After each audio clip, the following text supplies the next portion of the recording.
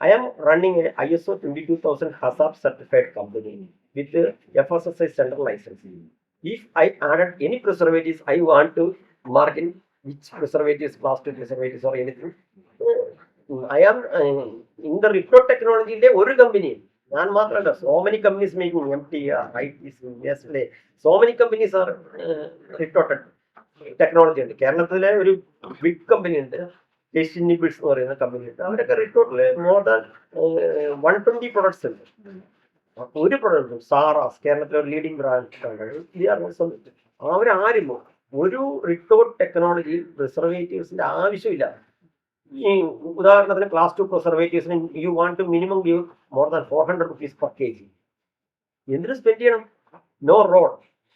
പിന്നെ second thing, എങ്ങനെയാണ് ഇത് ചെയ്യുന്നത് എന്ന് പറഞ്ഞ ചെറിയ എക്സാമ്പിളിൽ പറഞ്ഞു കഴിഞ്ഞാൽ മനസ്സിലാകും. നമ്മളെ ഇവിടെ കൊണ്ടുപോയി നമ്മളെ സ്പേസിൽ കൊണ്ടുപോയാൽ ഈ കണം സർവേ, സ്പേസിലെ സൂട്ടും സ്പേസിലെ കാര്യം ഉണ്ടെങ്കിൽ സർവൈവ് ചെയ്യാനാണ്. നമ്മൾ സീൻ്റെ ബോട്ടത്തിൽ കൊണ്ടുപോയാൽ നമുക്ക് സർവൈവ് ചെയ്യാനാവില്ല. നമ്മൾ പോലെ തന്നെയുള്ള ഒരു സ്പീഷ്യസ് ആണ് bacteria or yeast or mould. അതിന് സർവൈവ് ചെയ്യാനാവാത്ത ക്ലൈമറ്റ് സൃഷ്ടിക്കുകയാണ് പ്രിസർവേറ്റീവ്സും റിട്ടോട്ടും ചെയ്യുന്നത്. Preservatives killing by chemical, retort killing by temperature and pressure. This is the difference.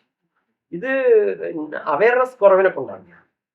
ഞാൻ ഈ ഷോയിൽ ആദ്യം പറഞ്ഞിരുന്നു, basically I think in 8th standard or 9th standard Boyle's ലോയും ചാൾസ് ലോയും പഠിച്ചിട്ടുണ്ടാവും.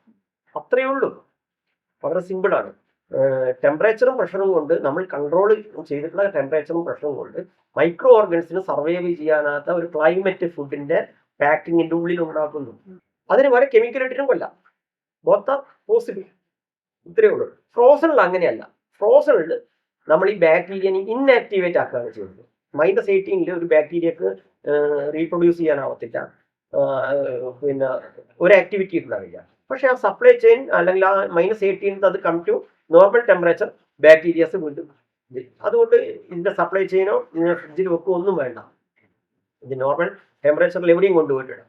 അത് ആൾക്കാർക്ക് കൺഫ്യൂഷൻ ഇവിടെ ഉണ്ട്. പക്ഷേ യൂറോപ്പിൽ പ്രിസർവേറ്റീവ്സ് ഫുഡിന് അവർ വാങ്ങില്ല. അവർ റിട്ടോർട്ടഡ് ഫുഡ്സാണ് വരുന്നത്. നമ്മുടെ കൾച്ചർ അതിലേക്ക് വന്നുകൊണ്ടിരിക്കുകയാണ്. ഈ കൺഫ്യൂഷൻസ് ഇങ്ങനെയുള്ള ഈ ഷോകളൊക്കെ കാണുമ്പോൾ ആൾക്കാർക്ക് മനസ്സിലാവും.